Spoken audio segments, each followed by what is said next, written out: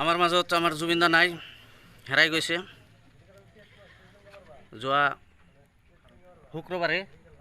শুক্ৰবাৰে তেওঁ ছিংগাপুৰত তেওঁৰ অকাল মৃত্যু তেওঁ সাৱটি লৈছে। আৰু আমি গৰৈমাৰী টাউন ক্লাবৰ সন্মুখত এয়া দেখাই আছোঁ। জন্ম 18/11/1972 চন আৰু তেওঁৰ মৃত্যুৰ তাৰিখটো 19/9/2025। বহুত স্মৃতি মনত পৰি যায়। আমাৰ জুবিনদাৰ কথা মনত পৰিলে মই গুৱাহাটী বিশ্ববিদ্যালয়ৰ প্ৰেক্ষাগৃহত জুবিনদাৰ পৰা অটোগ্ৰাফ লৈছিলোঁ। আৰু তেতিয়া জুবিনদাৰ চুলি সৰু সৰু আছিল।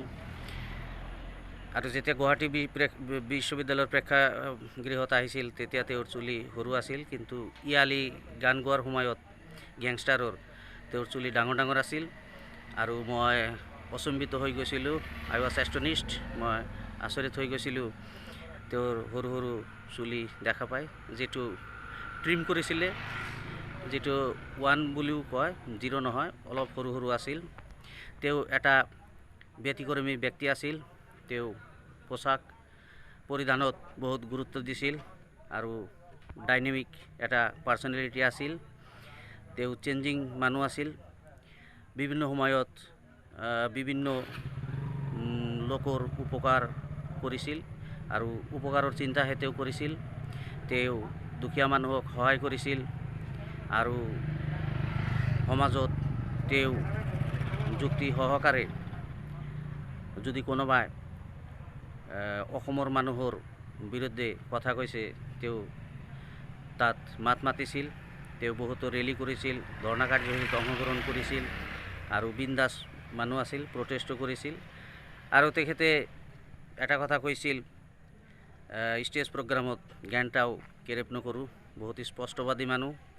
বহুত মানুহ আছে ভিতৰত এটা বাহিৰত এটা, কিন্তু তেওঁৰ পেটত যিটো আহিছিল আৰু সেইটোৱে মুখেদিও উচ্চাৰিত কৰিছিল। ঠিক আমাৰ প্ৰায়ত তৰুণ গগৈ দেৱৰ নিচিনা। মই তেওঁক আগতো শ্ৰদ্ধা কৰিছিলোঁ আৰু এতিয়াও শ্ৰদ্ধা কৰোঁ।